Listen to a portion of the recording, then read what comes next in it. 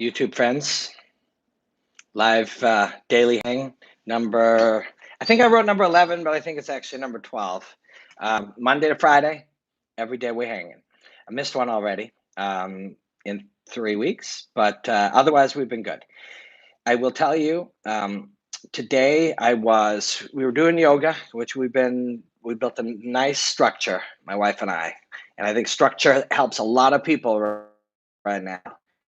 Like structure, we're gonna eat, we're gonna get dressed, we're gonna have a shower, we're gonna do yoga, whatever. Doing yoga today, pretty lazy I was, and then I was like, I kind of let that sink in a little bit, and I was just about to go with it. I was like, okay, yeah, we're not doing it today, until I asked myself, literally in these words, just in my head, I was like, I didn't even ask myself. I said, yeah, I'm just going to kind of surrender to this laziness today.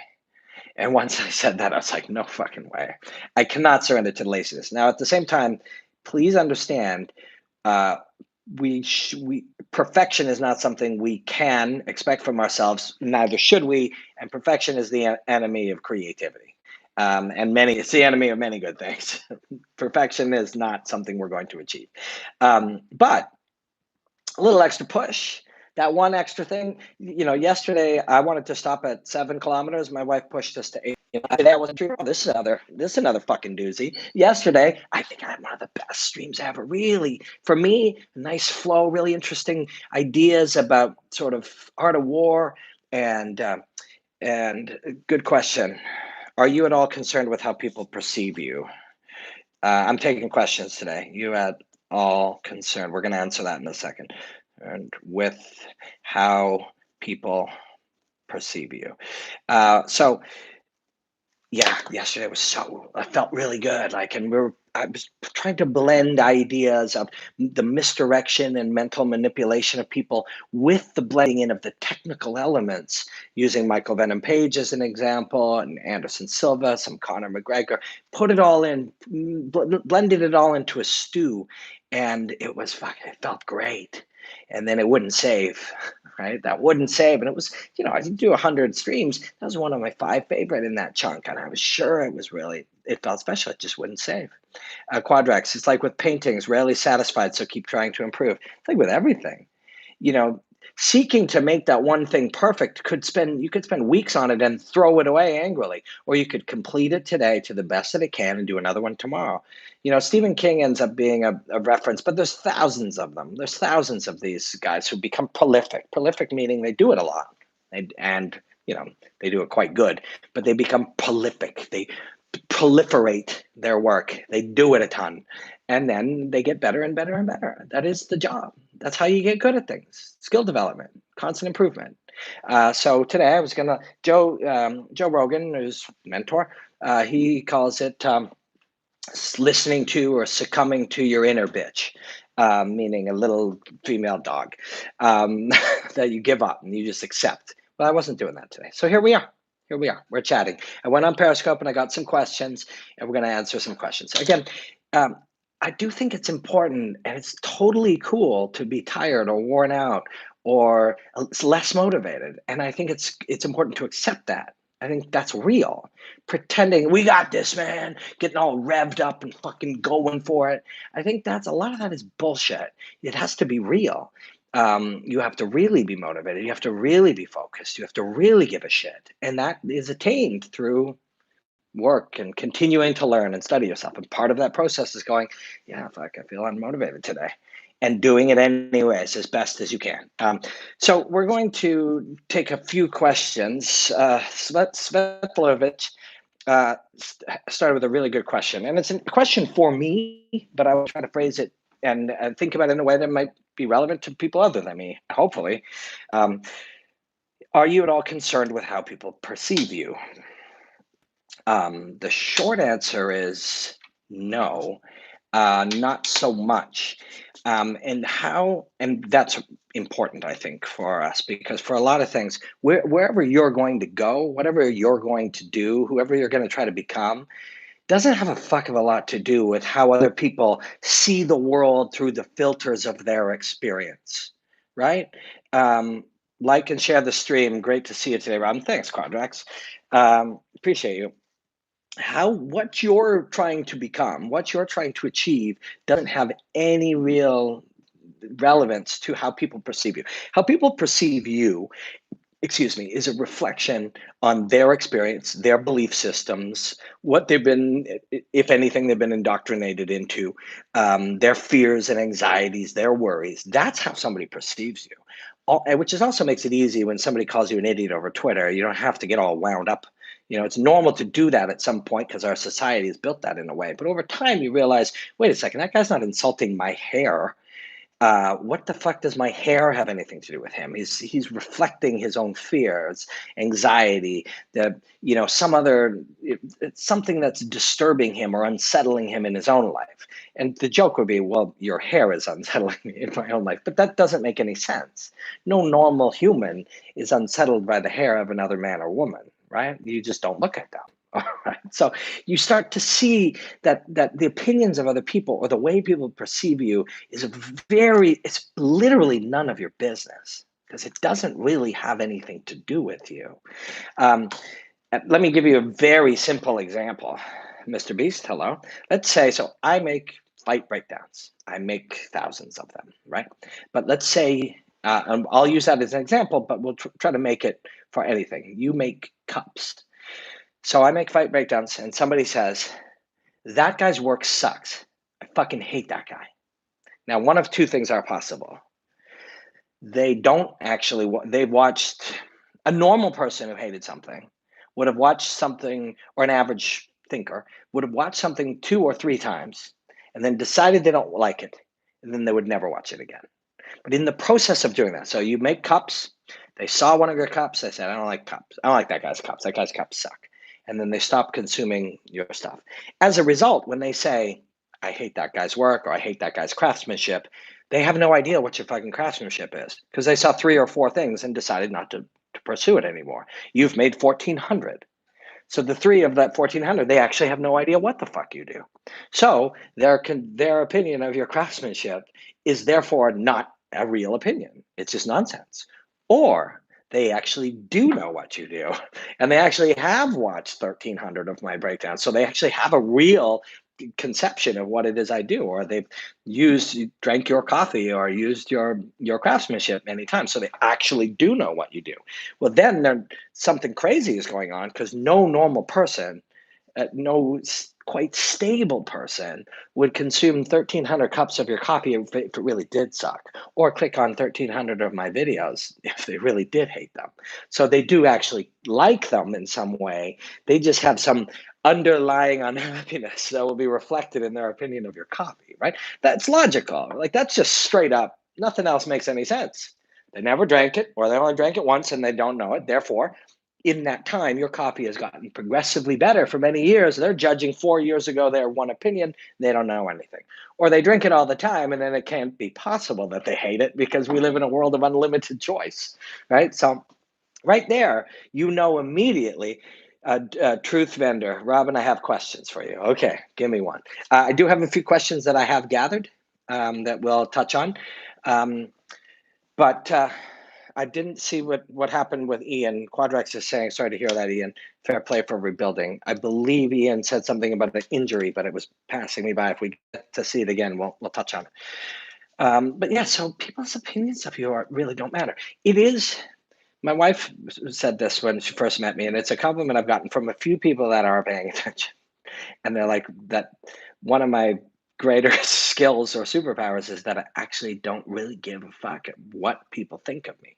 And that is a real gift. What will it take for Bellator's fighters to be considered superior to the UFC's? That's about perception. What will it take to make people believe something that's already true? Many of them are better than the UFC's, and many of them are not quite as good as the UFC's. That's what happens when you spread talent all over the world. So some is already true. So that cannot really be. Now it's like, how do you convince people of something that's already true? And that's out of my pay scale. How can you get along with someone you find difficult, distasteful, or downright obnoxious? Well, who says you? But the truth is, if you choose to, or you do have to, it's probably by being really empathetic and really accepting, not trying to change them, seeing the beauty in their weirdness, saw a thing actually recently. It was somebody, I think it was Penn Jillette, or Penn and Teller, and he was talking about seeing kind of the uniqueness in Donald Trump when he was on that show and why he found him. And he was doesn't vote for him or support him or anything. He just saw the unique beauty of an individual being so extremely different. And that was a very kind and empathetic thing for a guy who doesn't support a guy to say. You can do that, right? Where you been, Robin? I've been here every day. Every day I've been here. Ian, any tips from coming back from a life-changing injury? 2 years since mine. I rebuilt my bike last night and performed the basic setup this afternoon. Oh man, like awesome. Well, you're coming back already. I don't know what tips I can give you, but if you rebuilt your bike last night and performed the basic setup this afternoon, you're already coming back. Just keep at it. And the coming back from an injury, I think, is the same as every other simple piece of daily advice. Seek to make a tiny, almost imperceivable but real improvement every single day. Um, you know, I feel pretty good about the fact that my wife and I are running 6, 7, and 8 kilometers every day. A month ago, we were running 3 kilometers. And now it's not only the longer ones, but they all add up. At the end of the week, you ran 35 kilometers. At the beginning, you ran 12. You didn't increase it by triple, but you did a little more, and then you grew that. And it's just, that's everything. Ivan, long time no see. I just watched Dorian Yates' interview on Valuetainment touching on the same subject. He said, no one understood what else I was doing or knew anything about what I've got when when I became successful. Yeah, nobody cares what you're doing. Nobody cares what I'm doing. You know, if somebody's interested, they care. If they're not interested, they've got some other trip going on. You know, you can't make you can't force people to learn your ideas or share your ideas or agree with your ideas. You just go out there and do your thing, and there'll be people that pick up on that, and they are like-minded people. Or there'll be the odd fringe person who's like, "What's that guy doing?" Then they might see something. You might actually change the way somebody that does still happen. You change. You cause somebody to look at something different, better, worse, different, sideways, whatever. Um, these are good things.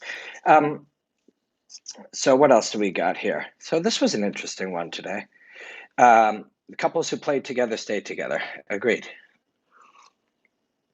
Um, would how different would so I'll go to this one. It was about trash talk in a second. Did you expect UFC 49 to happen? I really had my hopes up. I did and I didn't. I went like most of these things where it's all fucking unpredictable right now. The whole world is unpredictable. I I expected Dana White to out from under him because that's who he is. I respect that. Doesn't mean I think people should be running around completely ignoring fucking government like requests to stay together to protect all people. Like I don't necessarily think that's the right thing, but I do respect the fact that I like authentic people.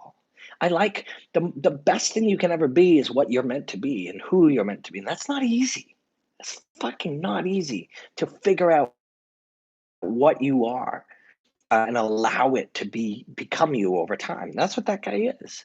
And so I like that about him. You know what I don't? So let's hang out on questions for a bit because I got a lot. Um, do you know any 80s hair band rock stars? Yeah, like, quite a few of them.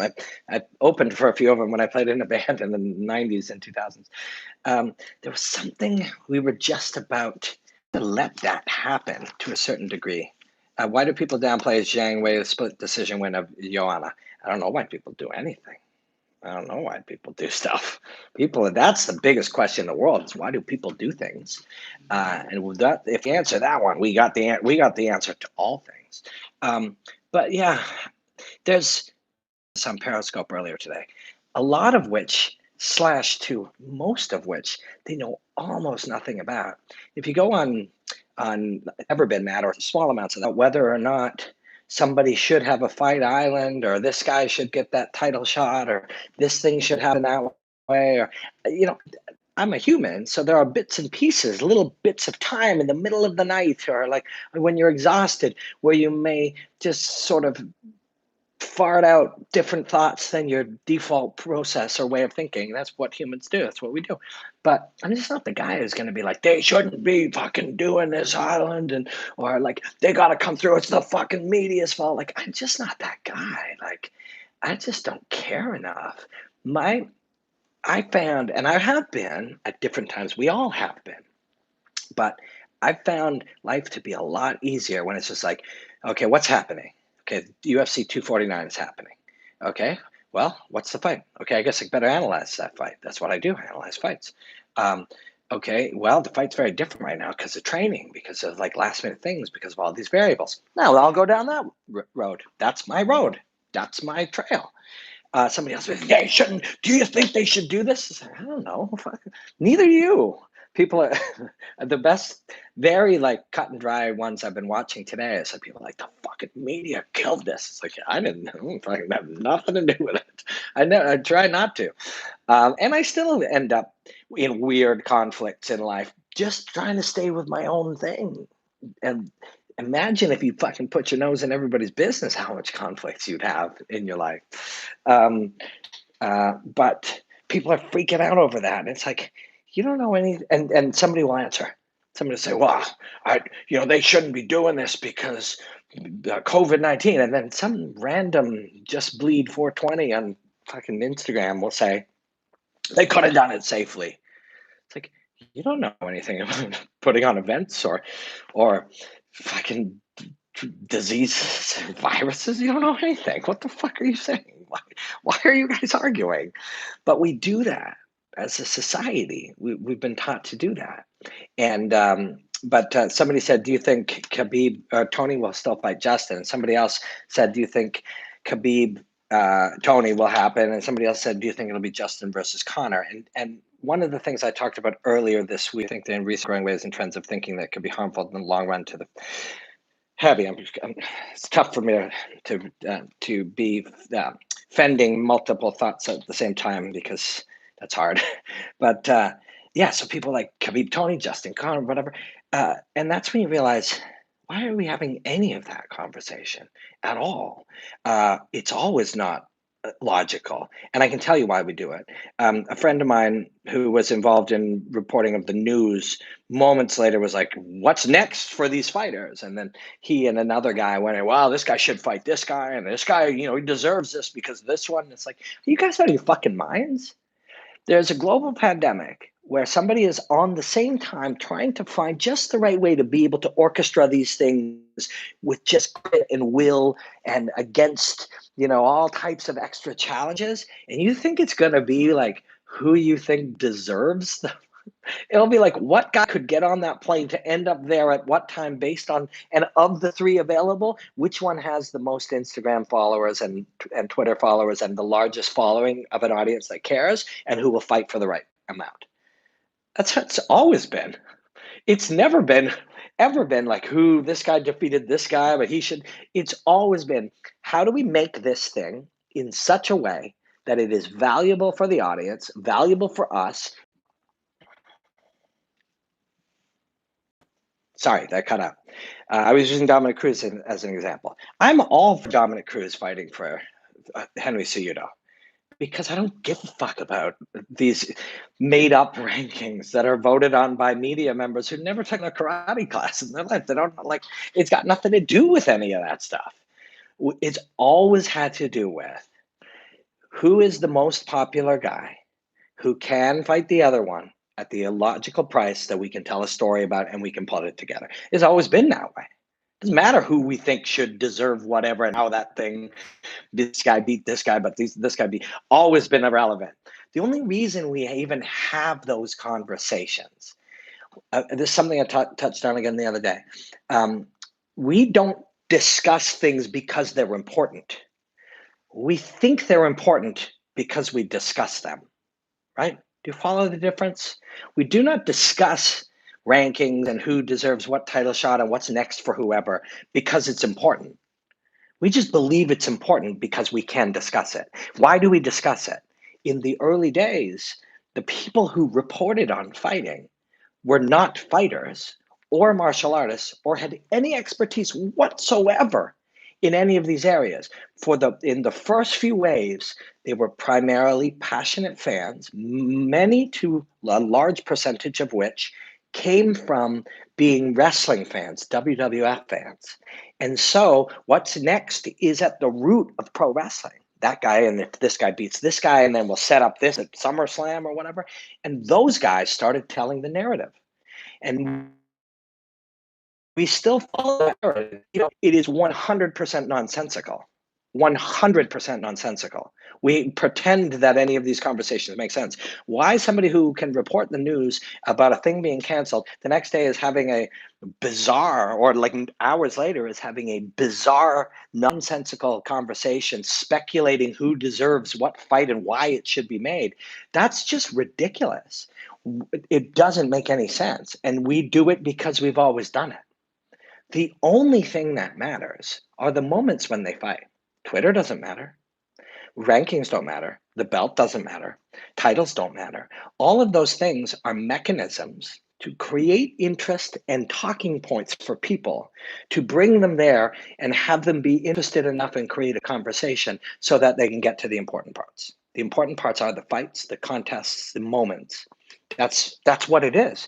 We're not in the Twitter game and we also happen to have some fights. We're not in the rankings game and we also happen to have some fights. We're in the game. This is a contest of martial artists. There's also this other shit.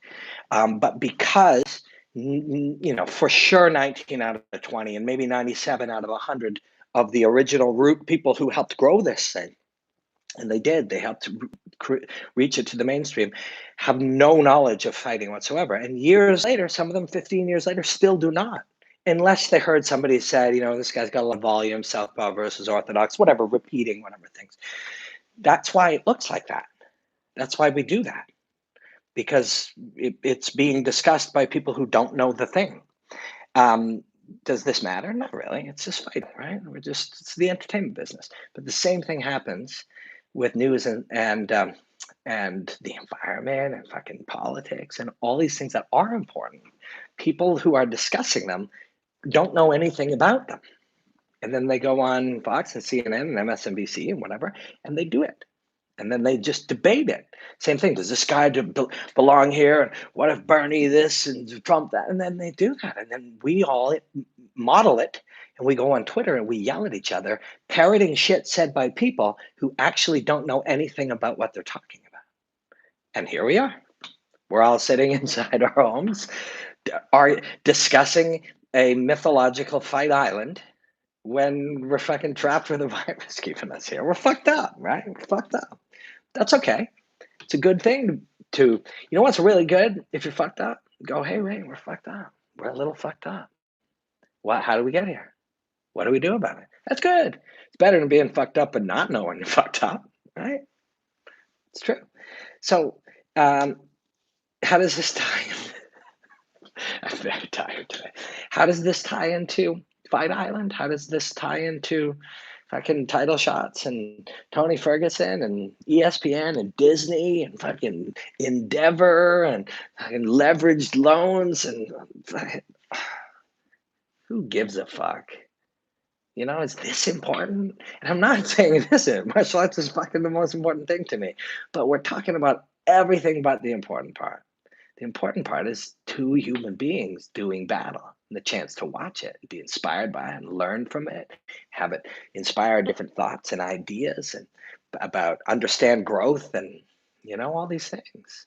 Training, change, growth mindset, striving for their goals and dreams. That's what matters, right?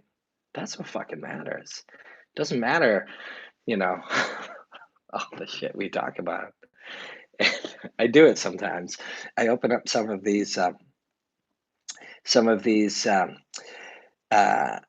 websites that do report on stuff, and I'm like, what are we even talking about? Like, this guy said this thing. It's like, who cares what he said? These are like geniuses of combat. Who cares? We can't talk about how they trained or what they did or who they used to be or how they became this or what they're, what they may become in the future but we're going to talk about what he tweeted. We're fucking lost to shit, right? Anyways, as I said when I started, this is a real pleasure for me to get to do this. It really is. And I started today. I'm glad I sat down. That I didn't. Let's see what it says here. I'm glad I didn't just say I'm going to surrender to the laziness today. Although I'm tired. We're humans, right? We're not perfect. During post-fight interviews, what is the point of the interviewer to ask what's next for the fighter that just won? There's no point. It's just what they ask. They don't know what else to ask. And here's something. This is nobody's fault. This is the fault of the human mind, how we work, what we default to. If you repeat the same things over and over again, they become the things. And those paradigms dominate your thinking. It's the same, if somebody who had never watched baseball before sat down and said, two guys and never watched it, they're from a different planet, and they sat down and watched it, or two human beings sat down and watched an orchestra, they wouldn't say the shit that people say when they're narrating a baseball game or they're like the presenter at an orchestra. We only say it because we hear it, we repeat it, we fucking mirror neurons in our head. That's how we work, right? So not only do we repeat it, we start to believe that's how you do it. Take any 10 fighters, throw them in a chair next to a thing with a radio DJ, and the commentary will sound exactly like a really shitty version of Goldberg and Rogan from 14 years ago or 8 years ago, right? It just will. It's not because they sat down and said, this is what we're doing. It's not because they discussed and said, it's just because that's what people do. We repeat and we imitate. And we create a formula in our mind that doesn't exist, and it dominates our thinking. So when you take great fighters and you sit them on a desk and you say, what about this guy's striking? Oh, this guy's a dynamic striker. He's got amazing footwork. He switches stances. He's just saying shit other fighters said.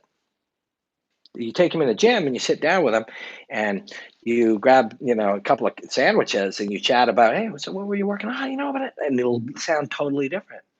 They just start to imitate it, right? That's just what we do.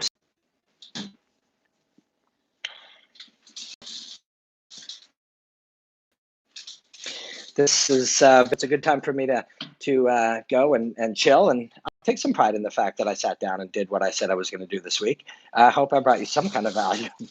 My tired brain. Braveheart says fighters don't like non-fighters talking about fighting, but then they go and tell other experts what they think about their fields because we're humans. We're humans. We do that shit. Over time, you learn to do it less, but you still do.